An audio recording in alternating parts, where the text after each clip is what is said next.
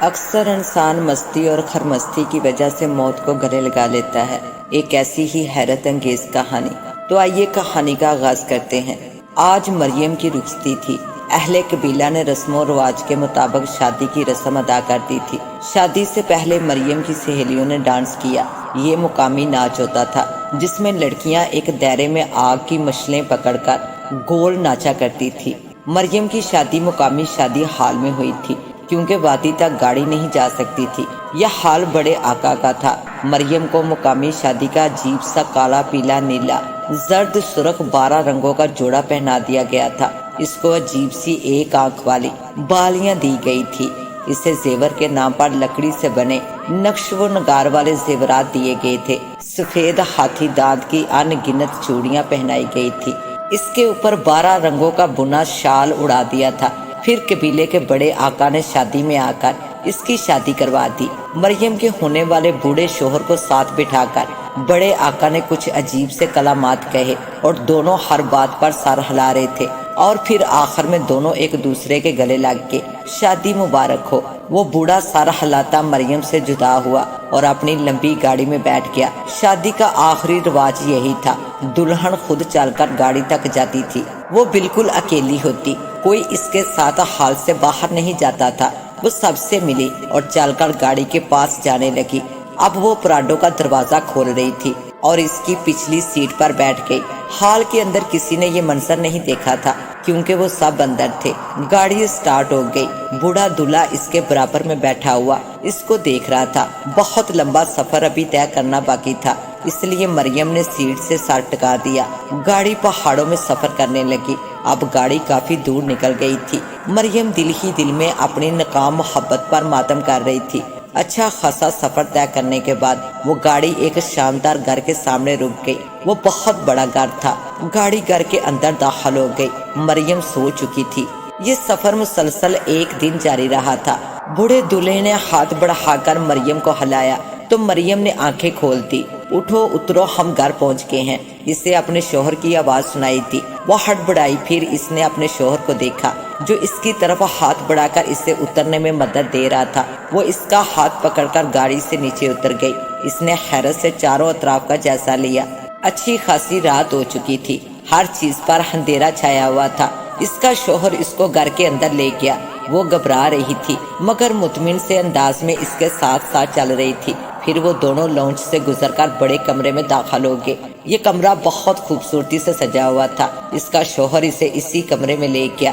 اندر جدید دور کی ہر شے موجود تھی۔ وہ اسے پلنگ پر بٹھا کر اس کے سامنے بیٹھ گیا۔ تمہیں بھوک لگ رہی ہوگی، بوڑھے نے اس کو سر تا پیر تک دیکھتے ہوئے پوچھا تو مریم نے اس بات میں سر ہلایا۔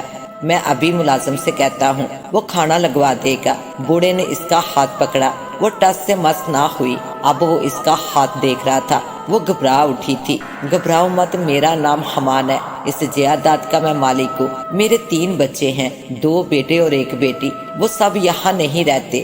میں اپنے اکیلے پن سے تنگ آ گیا تھا۔ میری بیوی کا انتقال کچھ سال پہلے ہو گیا تھا۔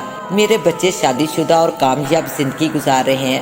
جب میں تمہارے علاقے میں گیا تو وہاں کے رسم و رواج کے بارے میں معلوم ہوا، اس لیے تم سے شادی پر راضی ہو گیا۔ اب تم میری شریک حیات ہو۔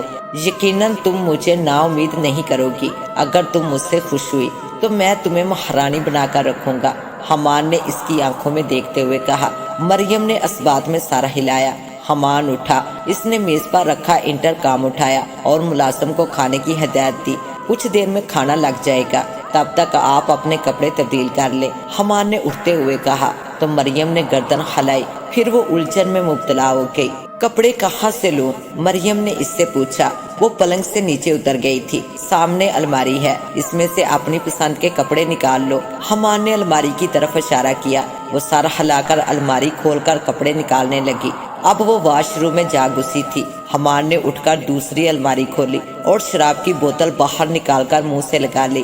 وہ بڑے بڑے جسم کا مالک تھا، اس پر آسانی سے شراب کا نشہ نہیں چڑھتا تھا۔ کچھ دیر بعد مریم واش روم سے باہر آئی۔ وہ نئے کپڑوں میں بہت پیاری لگ رہی تھی۔ حمان نے وسکی کی بوتل رکھی اور اس کا ہاتھ پکڑ کر ڈائننگ ٹیبل پر اسے لے آیا۔ اب دونوں کھانے کے لیے آمنے سامنے بیٹھے ہوئے تھے، مگر حمان نہیں کھا رہا تھا۔ دنیا جہان کی ہر نعمت وہاں موجود تھی، صرف مریم ہی کھانا کھا رہی تھی۔ اس کے سامنے بیٹھے وہ شراب نوشی کر رہا تھا۔ مریم کو اس کے منہ سے اٹھنے والی بدبو بہت بری لگ رہی تھی۔ حمان نے اسے دلہن کا روسی جوڑا پہننے کے لیے کہا تھا اور اس نے حمان کی بات مان لی تھی۔ کمرے میں روشنی پھیلی ہوئی تھی۔ حمان جیسے اس کو خمار آلودہ نگاہوں سے گور رہا تھا۔ وسکی کی بوتل خالی ہو گئی تھی۔ تم اب اس گھر کی مالکن ہو، میں تم پر کوئی روک ٹوک نہیں کروں گا۔ اس نے مریم کا ہاتھ لبوں سے لگایا۔ مریم کے پورے وجود میں برقی سی لہر دوڑ گئی۔ وہ بڑی حیرانی سے اسے دیکھنے لگی۔ تمہیں یہاں کوئی تکلیف نہیں ہوگی، بس تمہیں میرا وفادار رہنا ہوگا۔ حمان نے اس کے کان سے بالی اتاری۔ اب وہ اس کے زیور اتار رہا تھا۔ تم اس گھر کے ساتھ ساتھ میرے دل کی ملکہ بھی ہو۔ حمان نے اس کے بال کھول دیے۔ وہ یکٹک خاموش بیٹھی تھی۔ کل میرا ایک دوست آئے گا، وہ تمہیں شادی کی مبارکباد دے گا۔ تم نے اچھے اخلاق کا مظاہرہ کرنا ہوگا۔ حمان نے اس کے بالوں میں لگا سونے کا برش اتارا۔ دونوں آنکھیں بند کر کے مریم نے سر ہلایا۔ اب اس کا سارا زیور وہ اتار کر سائڈ ٹیبل پر رکھ چکا تھا۔ مگر آپ کے بچے، مریم کے لب ہلے۔ ان کی فکر مت کرو، میں نے انہیں اپنی شادی کے بارے میں بتا دیا ہے۔ ان لوگوں کو کچھ خوشی نہیں ہوئی ہے، مگر وہ ہمیں تنگ نہیں کریں گے۔ حمان دھیرے دھیرے اس کے قریب آ رہا تھا اور اس کے منہ سے بہت زیادہ بدبو آ رہی تھی۔ وہ اسے پاگل کر رہی تھی۔ حمان نے اس کا چہرہ دونوں ہاتھوں سے پکڑا اور اس کے منہ کے قریب اپنے ہونٹ لائے۔ وہ نیچے دیکھنے لگی۔ اس نے حمان کے رحم و کرم پر خود کو چھوڑ دیا۔ وہ اسے بے تحاشا چومنے لگا۔ کچھ دیر بعد کمرے میں اندھیرا بالکل ختم ہو گیا۔ اب وہاں گہری تاریکی تھی۔ وہاں ایک خوشیوں بھری رات اتر آئی تھی۔ صبح کا سورج پہاڑوں کے دامن میں ابھرتا ہوا آج پھیکا سا تھا۔ اس کی روشنی اتنی تیز نہیں تھی۔ دھوپ اچھی لگ رہی تھی مگر نہ ہونے کے برابر تھی۔ ہینا دھوپ میں بیٹھی ہوئی تھی۔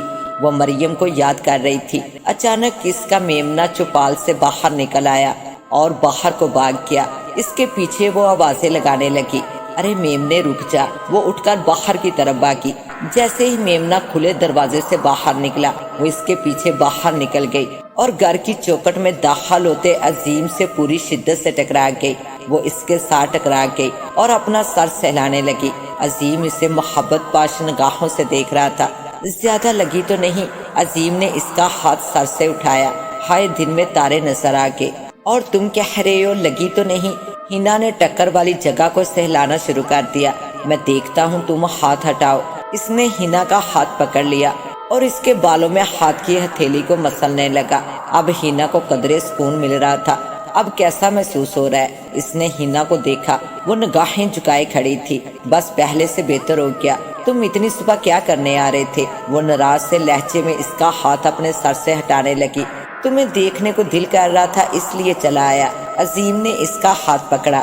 اس میں ابھی بھی وہ لکڑیوں کی چوڑیاں موجود تھی۔ بے ساختہ ہینا نے اس کی نظروں میں دیکھا۔ اب وہ دونوں کچھ دیر ایک دوسرے کو دیکھتے رہے۔ کچھ دیر بعد ہینا نے اپنا ہاتھ چھڑا لیا۔ عظیم، ہم کہیں غلط راہ کے مسافر تو نہیں بن رہے؟ میں کچھ نہیں جانتا، مگر جب میں تم سے دور ہوتا ہوں تو میرا دل تمہارا نام لیتا ہے۔ میرے دل کی دھڑکنوں میں تمہارے نام کا ورد جاری ہوتا ہے۔ میں نہیں جانتا ایسا کیوں ہوتا ہے، یہ سب غلط ہے یا ٹھیک، مگر یہ سب مجھے اچھا لگتا ہے۔ دروازے میں دونوں ایک دوسرے کے قریب کھڑے تھے اور ہینا کو اس کا کہنا اچھا لگ رہا تھا۔ کیا اچھا لگتا ہے؟ ہینا نے دھیمے انداز میں آنکھوں ہی آنکھوں میں اسے دیکھنا شروع کر دیا۔ تمہارا نام، تمہارے بارے میں سوچنا، تمہارے پاس آنا اور تمہارا خیال رکھنا، مجھے تم سے ہر جڑی چیز اچھی لگتی ہے۔ عظیم نے اس کا ہاتھ پکڑ کر آنکھوں سے لگایا۔ اس میں عقیدت تھی۔ ہینا نے اس سے اپنا ہاتھ چھڑایا اور وہاں سے بھاگتی ہوئی کمرے میں جانے لگی۔ وہ اسے دیکھ رہا تھا۔ اب وہ واپس جا رہا تھا۔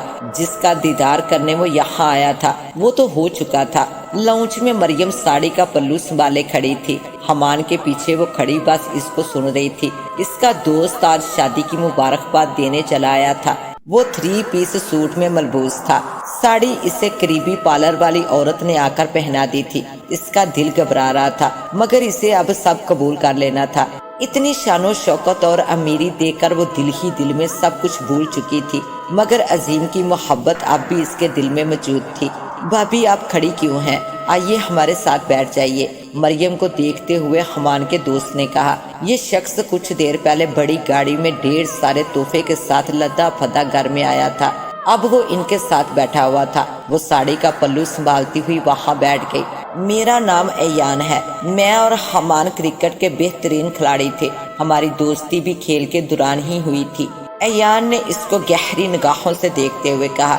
مریم نے ہلکی سی مسکراہٹ چہرے پر سجا لی، پھر وہ اس بات میں سر ہلانے لگی۔ ایان، تمہاری بابی کا نام مریم ہے، اس کا تعلق پہاڑی علاقے سے ہے۔ میں اتفاقاً اس علاقے کی سیر کو گیا تھا اور تب مجھے یہ دکھائی دی، بس یہ مجھے اچھی لگی۔ آپ دونوں باتیں کریں، میں ابھی کچھ دیر میں آتی ہوں۔ شوہر کی بات بیچ میں کاٹ کر وہ اٹھ کر بولی۔ شوہر نے اس بات میں سر ہلایا۔ وہ سینڈل کی ٹک ٹک کرتی باہر آ گئی، مگر وہ دیوار کے سنگ رک گئی۔ اسے حمان کا یوں اپنا تعارف کروانا اچھا نہیں لگا تھا۔ آپ کچھ کہہ رہے تھے؟ ایان نے حمان کو دیکھا، وہ خاموش ہو گیا تھا۔ ہاں، تب مجھے معلوم ہوا اس علاقے کے لوگ اپنی لڑکیوں کو بیچ دیتے ہیں۔ میں نے بھی مریم کے باپ سے بات کر لی اور ہمارا رشتہ منظور تھا تو ہو گیا، کیونکہ یہ لوگ اپنے بڑے آقا کی بہت مانتے ہیں۔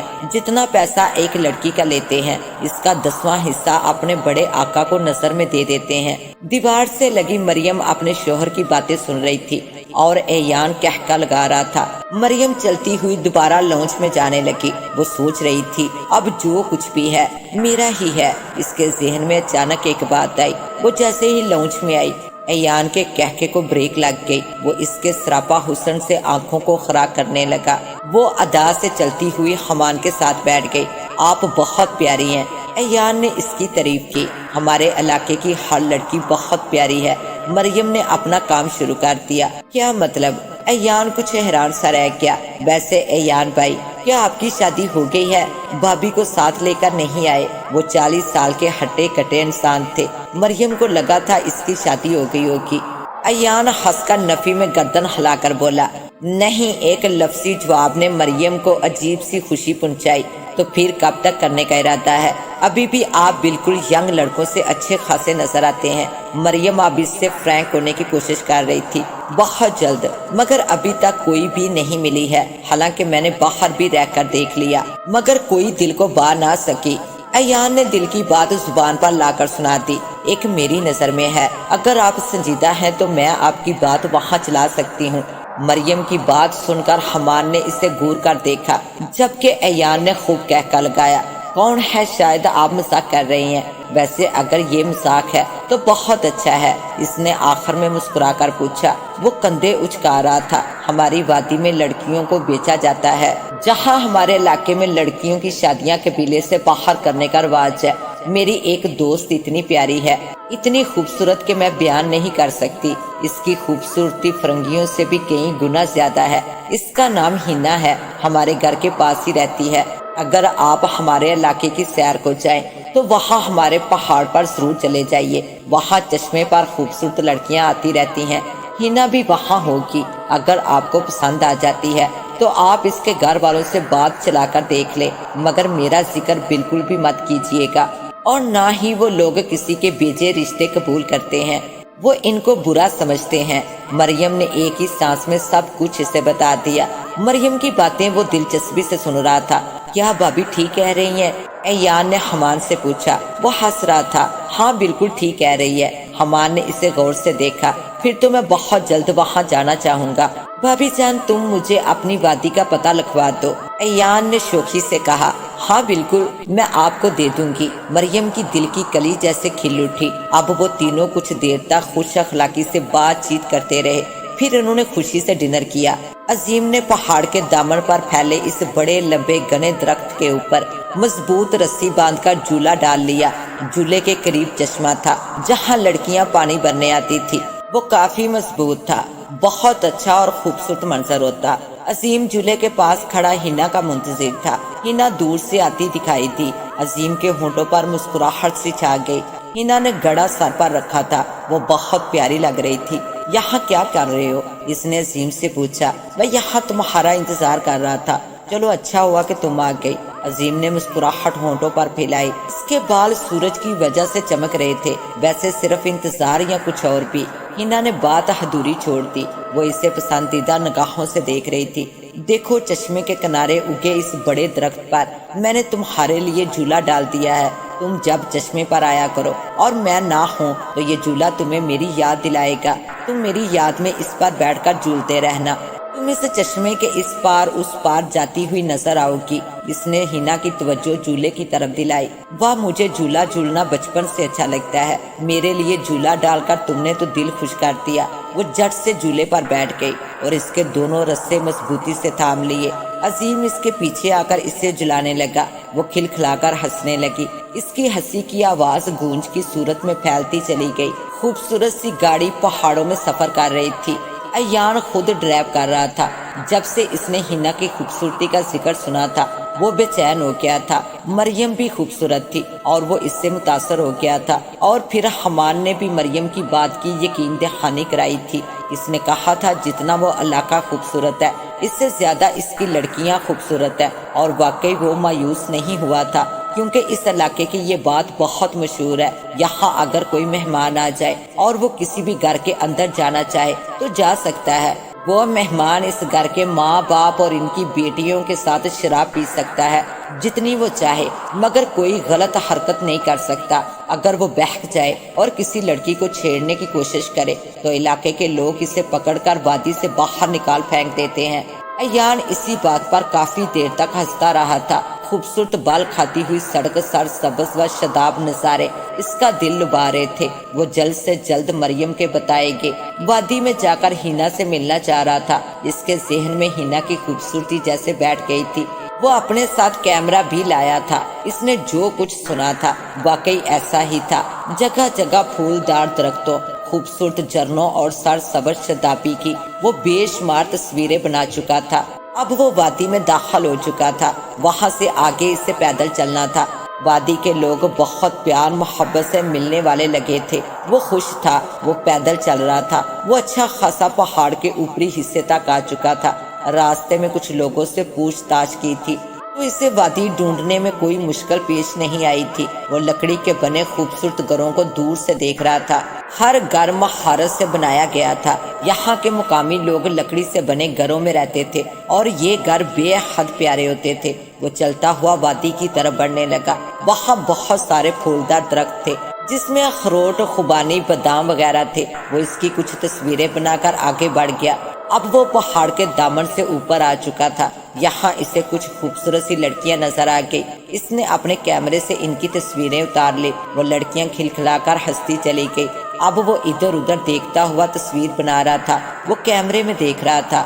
اچانک ایک لڑکی سفید میمنے کو گود میں اٹھا کر چلی آ رہی تھی۔ اس نے کلک کی اور تصویر اتار لی۔ وہ لڑکی بے خبر تھی۔ ایان نے آنکھوں سے کیمرہ ہٹایا اور اس لڑکی کو دیکھا۔ وہ بے حد خوبصورت تھی۔ پھر دل ہی دل میں کہا واہ، پہاڑوں کی شہزادی مل ہی گئی۔ وہ لڑکی اب چشمے کی طرف جا رہی تھی۔ وہ اس سے کچھ فاصلے پر تھی۔ ایان کو پتا تھا یہی مریم کا قبیلہ آباد ہے، مگر اسے ہینا کو ڈھونڈنا تھا، اسے دیکھنا تھا۔ مریم نے اسے بتایا تھا ہینا زیادہ تر چشمے کے قریب پائی جاتی ہے۔ اس نے خود بھی ابھی تک چشمہ نہیں دیکھا تھا۔ وہ اس کے پیچھے چلتا ہوا کافی دیر تک چلتا رہا۔ اچانک اس لڑکی نے میمنا چھوڑ دیا اور اس کے پیچھے بھاگنا شروع کر دیا۔ اب وہ ایک جگہ بیٹھ گئی۔ اس جگہ سے پانی نکل رہا تھا اور وہ پانی کافی دور تک پھیلا ہوا تھا۔ وہاں قریب ہی ایک اونچے درخت پر جھولا بندھا تھا۔ وہ اسی کے پاس جا کر بیٹھ گئی اور جھولے لینے لگی۔ ایان نے اس کی کئی تصویریں بنا لی۔ اچانک ایان نے کیمرہ اس سے ہٹا لیا۔ اب وہ کیمرہ بیگ میں رکھ رہا تھا۔ کہیں یہی تو ہینا نہیں ہے، ایان نے خود سے کہا۔ وہ درختوں کی اوٹ میں ہو گیا اور اس نے زور سے ہینا کا نام پکارا۔ ایان کی آواز باز گشت کی طرح گونجتی چلی گئی۔ ہینا حیرانگی سے ادھر ادھر دیکھنے لگی، مگر وہاں کوئی نہیں تھا۔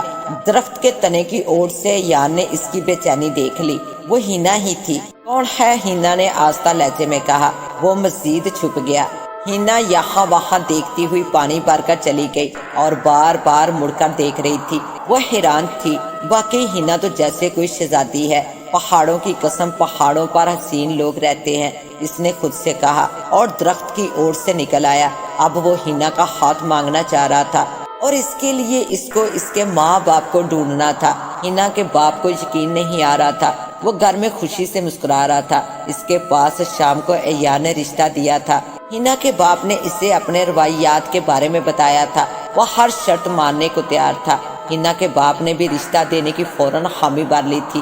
آج وہ گھر میں بتانے والا تھا۔ ابھی وہ بار بار مسکرائے جا رہا تھا۔ ہنا کو دیکھ کر دل ہی دل میں خوش ہو جاتا تھا۔ کیوں ہنا کے ابا، کیا ہو گیا ہے؟ ہنا کی ماں نے پوچھا۔ کچھ نہیں، بس اپنی قسمت کھل گئی ہے، وہ اسے دیکھ کر بولا۔ کیا ہوا؟ کیا ہنا کا رشتہ آ گیا ہے؟ ہنا کی ماں حیرانگی سے بولی۔ ہاں، اور وہ ہنا کے لیے لاکھوں دینے کو تیار ہے۔ وہ کوئی پردیسی لگتا ہے، کل ہی آیا تھا۔ ہنا کو دیکھ کر پسند کر لیا۔ ہنا دیوار کی اوٹ میں لگ کر کھڑی تھی اور بالکل ساکت سی ہو گئی۔ وہ سوچ بھی نہیں سکتی تھی ایسا بھی ہو سکتا ہے۔ مریم کی باتیں گونج کی طرح اس کے ارد گرد پھیلنے لگی۔ اگر تم میری جگہ ہوتی تو تم کیا کرتی؟ میں نے یہ سوچ کر تمہیں دھکا دیا تھا کہ کل کو تم بھی میری طرح رو رہی ہوں گی۔ کتنی دیر تک وہ سوچتی رہی اور مریم کی ہر بات اسے سچ ہوتی دکھائی دینے لگی۔ وہ سچ ہی کہہ رہی تھی۔ کاش کھائی میں گر کر میں مر جاتی۔ میں کیوں بچ گئی تھی؟ ہمارا نصیب ہی ایسا لکھا ہے۔ بندہ ساری دنیا سے لڑ کر جیت تو سکتا ہے مگر اپنے نصیب سے نہیں جیت سکتا۔ وہ بے آواز رونے لگی۔ ہنا کے ابا، پھر تو بہت خوشی کا موقع ہے۔ کل بازار سے کچھ میٹھا کھانے کو لے آؤ۔ آس پڑوس میں میں دے دلا کر بات ظاہر کر دوں گی۔ اپنی ستیلی ماں کی آواز وہ سن رہی تھی۔ اس کا باپ نہ جانے کیا کچھ کہہ رہا تھا۔ وہ جیسے ہوش میں آ گئی۔ وہ گھر سے باہر کی طرف بھاگ کر چلی گئی۔ وہ رو رہی تھی۔ میری محبت جو ابھی شروع بھی نہیں ہوئی تھی اور ختم بھی ہو گئی، میں اب کیا کر سکتی ہوں؟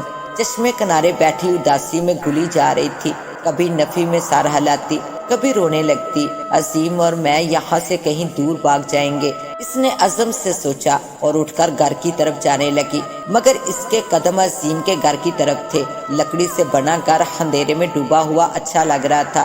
وہ عظیم کے کمرے کی طرف سے گھوم کر آ گئی اور کھڑکی سے اندر جا کر دیکھنے لگی۔ وہاں عظیم بستر پر ٹانگ جمائے بیٹھا ہوا تھا۔ اس نے کھڑکی پر دستک دی۔ عظیم چونک کر کھڑکی کو دیکھنے لگا۔ وہ سیدھا ہو گیا تھا۔ اسے دیکھ کر مسکراتا ہوا اسی کی طرف آ گیا۔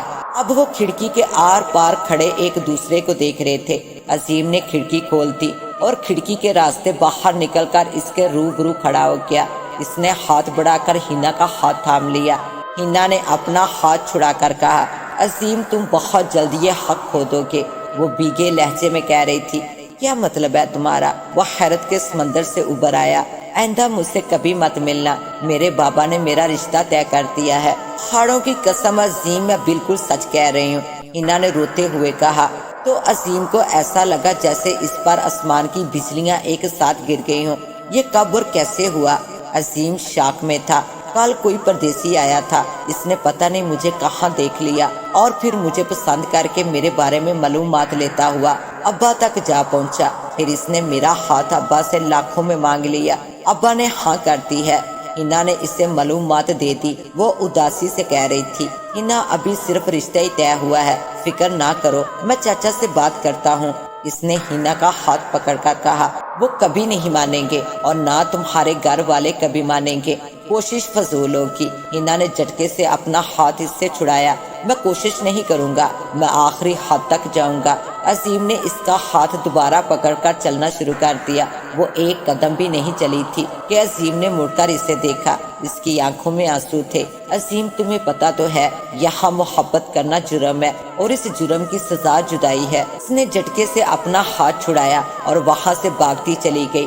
وہ اس کے پیچھے بھاگا مگر رک گیا۔ اس کا ذہن کام کرنا چھوڑ چکا تھا۔ مریم کی باتیں اس کے دماغ میں گونجتی چلی گئی۔ وہ بھی اسی طرح اس کے پاس آئی تھی، اپنی محبت کی بھیک مانگنے، اسے سمجھانے آئی تھی مگر وہ نہیں مانا تھا اور آج وہ اسی دوراہے پر کھڑا تھا۔ اسے لگ رہا تھا جیسے مریم کھڑکی میں کھڑی بری طرح سے ہنس رہی ہے۔ وہ بے ساختہ پیچھے ہٹ گیا۔ اسے مریم نظر آ رہی تھی جو اس پر کہکے لگا رہی تھی، نہیں یہ نہیں ہو سکتا ہے۔ وہ مٹھیاں پینچ کر گھٹنوں کے بل بیٹھ کر چیختا اب رو رہا تھا۔ کتنی دیر اس اندھیری رات میں وہ روتا رہا۔ مریم کا چہرہ بھی غائب ہو گیا۔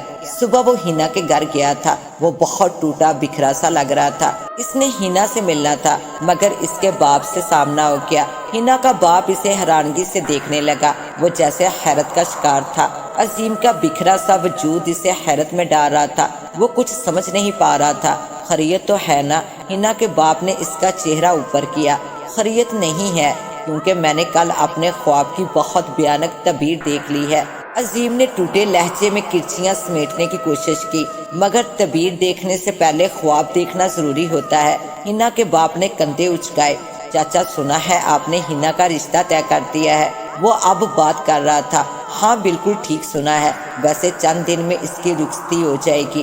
ہنا کا باپ اکڑ کر بولا، چچا آپ ہنا کا رشتہ طے نہ کریں، میں ہنا سے بے پناہ محبت کرتا ہوں، وہ بھی مجھ سے بہت پیار کرتی ہے، ہم شادی کرنا چاہتے ہیں۔ جیسے ہی اس نے بات مکمل کی، ہنا کے باپ نے اسے کئی تھپڑ مار دیے اور اسے گھر سے دھکے دے کر باہر نکال دیا اور دروازہ بند کر دیا۔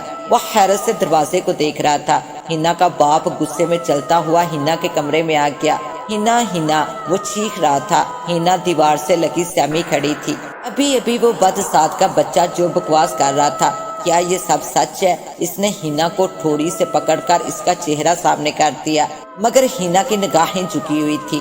ہاں بابا یہ سچ ہے، میں صرف اور صرف عظیم سے شادی کرنا چاہتی ہوں، ہنا نے بنا نگاہیں اٹھائے کہہ دیا۔ ہنا کا باپ اسے حیرت سے دیکھ رہا تھا۔ اس نے ہنا کو تھپڑ مارا، مگر ہنا کھڑی رہی۔ پھر اس نے اسے دوسرا تھپڑ مارا۔ تم نے آگ سے کھیلنے کی کوشش کی ہے، اگر بڑے آقا کو پتہ چل گیا دونوں کو مار ڈالیں گے۔ ہنا کے باپ نے ہنا کو شانوں سے تھام کر جھنجھوڑا، اسے جیسے ہوش دلانے کی کوشش کی، مگر وہ ٹس سے مس نہ ہوئی۔ بابا میں بتا رہی ہوں، اگر آپ نے عظیم کے علاوہ کسی سے بھی میری شادی کی کوشش کی تو میں اپنی جان دے دوں گی۔ تو ایسا کچھ نہیں کرے گی، میں تیرا رشتہ دے چکا ہوں، وہ تمہیں چند دن بعد لے جائے گا۔ اس کا باپ شدت سے چیختا رہا، بابا پہاڑوں کی قسم ہے، میں کھائی سے کود کر جان دے دوں گی۔ ہنا نے نفی میں گردن ہلائی، تمہیں پتہ ہے ہم پہاڑ جتنے سخت لوگ ہیں، محبت کو اپنے وجود میں داخل نہیں ہونے دیتے۔ اگر تم نے ایسا کچھ بھی کیا تو قسم ہے ان پہاڑوں کی، میں عظیم کی جان لے لوں گا۔ اس کا باپ رکا نہیں، وہاں سے لمبے لمبے قدم بڑھتا ہوا چلا گیا۔ بابا آپ ایسا کچھ بھی نہیں کریں گے، وہ اس کے پیچھے کھڑی چیخ رہی تھی اور بری طرح سے رو رہی تھی۔ مریم یہ تم نے ایان کو کس راہ پر لگا دیا ہے؟ حمان نے مریم کا ہاتھ تھام لیا، آپ کے دوست کو پہاڑوں کی شہزادی کے پیچھے بھیج دیا ہے۔ کیا ہوا، ابھی تک اس کی کوئی خیر خبر نہیں آئی ہے؟ مریم نے اسے دیکھ کر چہرے پر مسکراہٹ سجا دی۔ ہاں مگر ابھی تک وہ پہنچ گیا ہوگا، ہر کسی کی قسمت میں شہزادی نہیں ہوتی ہے۔ حمان نے اس کو دیکھتے ہوئے کہا، بالکل یہ تو ہے، ویسے آپ اس معاملے میں خوش قسمت ثابت ہو گے۔ اس نے حمان کے کندھے پر سر رکھ دیا۔ اس نے سفید سی ساڑی پہنی تھی جس کے بارڈر پر مہرون نگوں والا کام ہوا تھا۔ مریم میرا دل کر رہا ہے ہم کچھ عرصے کے لیے باہر چلے جائیں، اس نے مریم سے کہا۔ ہاں بالکل بہت اچھا خیال ہے، اس نے سر اٹھا کر نگاہوں سے تائید کی۔ بس تمہارے کچھ کاغذات بن جائیں پھر ہم چلے جائیں گے۔ حمان نے اس کو دیکھا، اب دونوں محبت پاش نظروں سے ایک دوسرے کو دیکھ رہے تھے۔ مریم مسکرا رہی تھی مگر اس کا دماغ کچھ اور سوچ رہا تھا۔ شاید ابھی ہنا کی زندگی میں طوفان آ چکا ہوگا، ایان کا دوسرا نام ہنا کی محبت کی بربادی ہوگا۔ وہ سر ہلا رہی تھی۔ ہنا کو کمرے میں بند کر دیا گیا تھا، اس کی ماں اس پر کڑا پہرا رکھتی تھی۔ باپ نے اس کی کھڑکی کے پاس چارپائی ڈالنی شروع کر دی تھی، مگر پھر بھی عظیم گھر کے دروازے سے داخل ہو گیا۔ وہ بہت بے چین تھا۔ یہ ایک دن تو جیسے اس پر قیامت بن کر گزرا تھا۔ ہنا ہنا ہنا وہ چیخنے لگا۔ گھر کے دلان میں وہ پاگلوں کی طرح کہہ رہا تھا۔ وہ ہنا کے کمرے کی طرف چلا آیا، اس نے باہر لگی کنڈی کھول دی۔ دیوار کے ساتھ ہی ہنا کھڑی تھی۔ وہ بھاگتی ہوئی اس کے پاس آئی اور اس کے گلے سے لگ گئی۔ وہ بری طرح سے رو رہی تھی۔ ہنا کا باپ گھوم کر دوڑتا ہوا آ گیا اور بے دردی سے ہنا کو کھینچ کر اس سے الگ کر لیا۔ خبردار ہنا، میں اس کی جان لے لوں گا اگر یہ یہاں سے نہ گیا، اچھا نہیں ہوگا۔ ابھی تک میں نے کسی کو بھی اس بارے میں نہیں بتایا ہے، اس کے گھر والوں کو بھی نہیں اور بڑے آقا کو بھی نہیں۔ ہنا کے باپ نے دونوں کو دمکاتے ہوئے کہا۔ ہنا نے باپ کو دیکھا۔ چاچا آپ جو کہیں گے میں وہ کروں گا، بس ہمیں جدا مت کریں۔ آپ نے ہنا کا رشتہ کتنے میں طے کیا ہے؟ میں وہی رقم لا کر آپ کے قدموں میں رکھ دوں گا۔ عظیم ہنا کے باپ کے قدموں سے لپٹا ہوا کہہ رہا تھا، تمہاری اتنی اوقات نہیں ہے، ہنا کا رشتہ بہت قیمتی طے ہوا ہے۔ ہنا کے باپ نے اسے حقارت سے دیکھا۔ چاچا میں اس سے دگنی رقم دینے کی کوشش کروں گا۔ عظیم نے ہنا کے باپ کے قدموں پر سر رکھ دیا۔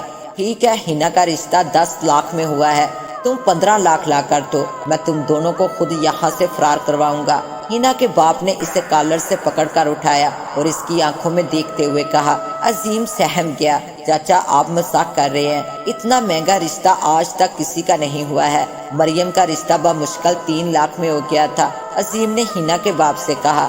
ہاں، ہینا کو دیکھتے ہی وہ اس کا دیوانہ ہو گیا تھا، اس کے لیے کچھ بھی کرنے کو تیار تھا۔ میں نے جب 10 لاکھ مانگے تو جٹ سے راضی ہو گیا، وہ بہت امیر ہے، میری ہینا کو بہت خوش رکھے گا۔ چل میں تجھے 2 دن کی مہلت دیتا ہوں، اگر تو 15 لاکھ لے آیا تو ہینا تیری، میں اسے تمہارے ساتھ جانے دے دوں گا۔ ہینا کے باپ نے اکڑ پن دکھایا۔ قریب کھڑی ہینا بے یقینی سے دیکھ رہی تھی، اسے پتا تھا عظیم کے پاس اتنے پیسے نہیں ہیں، وہ کبھی اتنی بڑی رقم کا بندوبست نہیں کر پائے گا۔ بابا میں بتا رہی ہوں، رخصتی کے دن میں اسی کھائی سے کود کر جان دے دوں گی، عظیم کے سوا میں کسی کی نہیں ہوں گی۔ ہینا نے باپ سے نہ ڈر سے انداز میں کہا۔ ہینا محبت میں انسان اندھا ہو جاتا ہے، تو بھی اندھی ہو گئی ہے، مجھے تیرا جان دینا منظور ہے مگر عظیم کا ساتھ نہیں۔ ہینا کے باپ نے دونوں پر نگاہیں جما دی۔ عظیم اب الٹے قدموں جا رہا تھا اور ہینا دیوار کے ساتھ لگ کر بیٹھتی چلی گئی۔ اس کا باپ کمرے کا دروازہ بند کر کے کنڈی لگا کر چلا گیا۔ عظیم پاگلوں کی طرح گھر بھاگ رہا تھا۔ اس نے کمرے میں جا کر اپنی ایک ایک چیز کا حساب و کتاب کرنا شروع کر دیا۔ وہ پاگلوں کی طرح انگلیوں پہ چیزیں گن رہا تھا۔ اس کے ہاتھوں میں بہت تیزی سی آ گئی تھی۔ وہ نہیں جانتا تھا اس کے پاس کچھ بھی نہیں ہے۔ اس کی دکان جو بازار میں تھی وہ اس نے کرائے پر حاصل کی تھی، بمشکل 1 لاکھ کا بندوبست نہیں کر سکتا تھا۔ وہ کمرے کی دیوار سے لگ گیا۔ وہ ہار مان کر اپنے باپ کے پاس آیا۔ اس کا باپ جو دھوپ میں بیٹھا ہوا اس کے بکھرے حلیے کو دیکھ کر نظر انداز کر رہا تھا۔ عظیم کیا بات ہے، کیوں ایسے اجڑے حلیے میں گھوم رہے ہو؟ بابا میں ہینا سے بہت محبت کرتا ہوں، چاچا نے اس کا رشتہ طے کر لیا ہے، میں اس کے بنا مر جاؤں گا۔ پہاڑوں کی قسم بابا میں اس کی جدائی سہ نہ سکوں گا، مر جاؤں گا۔ وہ باپ کے قدموں میں بیٹھ کر رونے لگا۔ اس کا باپ نفی میں سر ہلانے لگا۔ چھپ کر اگر ہینا کے باپ نے بڑے آقا کو بتا دیا تو تیری موت بہت بھیانک ہوگی۔ تیری ابھی بھی 4 کنواری بہنیں بیٹھی ہیں، ان کا رشتہ ملنا مشکل ہو جائے گا۔ یہ محبت کچھ نہیں ہوتی، یہ سب کچھ چند دن بعد تو بھول جائے گا۔ ہینا کو چھوڑ اور اپنا سوچ، ہمارا سوچ۔ تیری کئی بیویاں ہوں گی جس سے تیری بیٹیاں ہوں گی، اور تو کل میری جگہ ہوگا، میری طرح ان بیٹیوں کے رشتوں کے لیے پریشان ہوگا۔ پہاڑوں کی قسم مت کھا، پہاڑ ہمیں بہت ساری چیزیں دیتے ہیں، اس پر سبزہ اگتا ہے، اس سے پانی بہتا ہے، ہماری زندگی یہی پہاڑ ہے۔ جھوٹی قسم کھانے والے پر پہاڑ کی لعنت ہوتی ہے اور پہاڑ اس پر اپنا رزق بند کر دیتا ہے۔ اس کے باپ نے پیر چھڑا کر اسے سمجھانے کی کوشش کی مگر اس نے مزید سختی سے پکڑ لیے۔ بابا مجھے 15 لاکھ روپے چاہیے ورنہ میں اپنی محبت کو کھو دوں گا، میں ہار جاؤں گا۔ ہینا کے باپ نے مجھ سے 15 لاکھ مانگے ہیں۔ عظیم نے بابا کو سر اٹھا کر دیکھا۔ کیا میرا بھائی پاگل تو نہیں ہو گیا؟ 15 لاکھ؟ کیا ہینا سونے کی بن گئی ہے؟ اسے کوئی 1 لاکھ پر لے جائے تو بھی بہت بڑی بات ہوگی، تم سے وہ خبیث 15 لاکھ مانگ رہا ہے۔ عظیم کا باپ شاک میں کھڑا ہو گیا۔ بابا آپ کچھ بھی کر کے یہ پیسے مجھے دے دیں، میری زندگی کا سوال ہے، میں مر جاؤں گا۔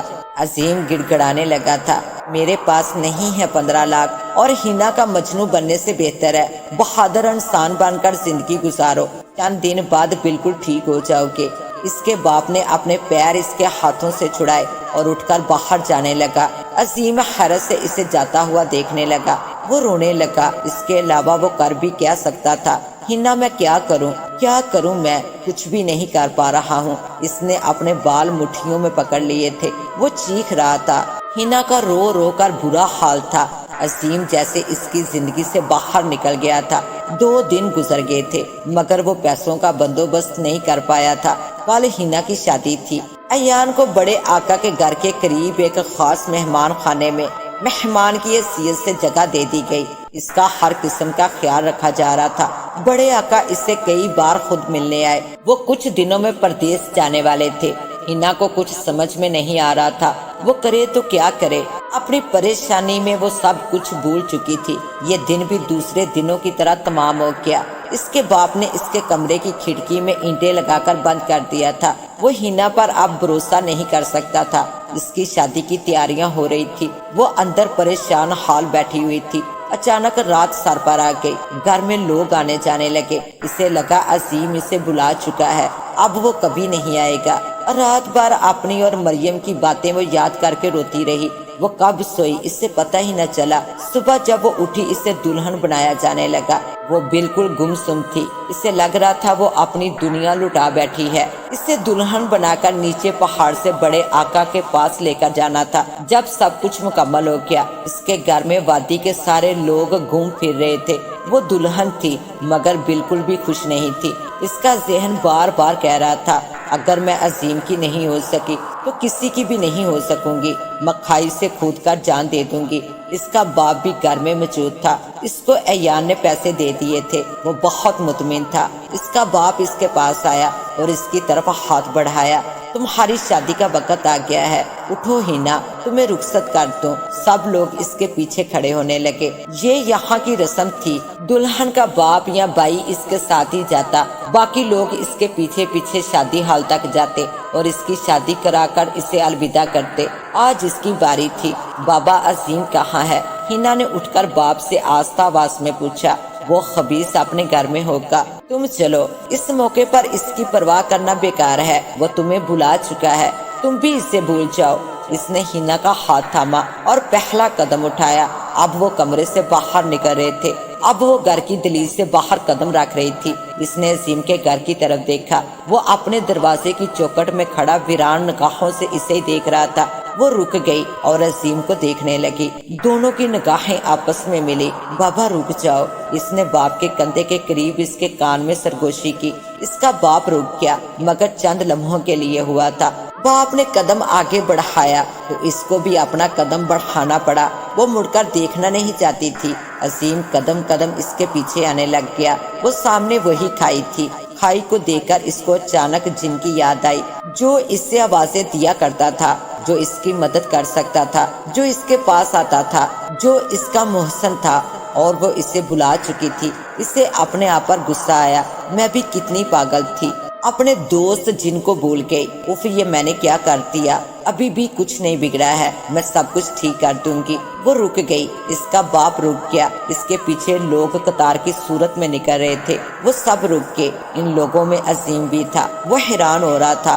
یہاں ایک رواج یہ بھی تھا، اگر شادی کے دن دلہن کسی لڑکے کی وجہ سے شادی سے انکار کر دیتی تو لوگ اسے پکڑ کر پہاڑ کی چوٹی پر لے جا کر گنجا کر دیتے اور دونوں کو پکڑ کر پہاڑ کے اوپر لے جا کر پتھر مارنے لگتے، اور بڑے آقا اس سے بھی زیادہ بھیانک سزا دیتے تھے۔ عظیم ڈر سا گیا، اسے لگا ہینا انکار کر دے گی، مگر ہینا نے باپ کا ہاتھ اپنے ہاتھ سے چھڑایا اور کھائی کی طرف دوڑ پڑی۔ یہ سب بہت اچانک ہوا تھا، کسی کو بھی گمان تک نہ گزرا تھا ایسا کچھ بھی ہو سکتا ہے۔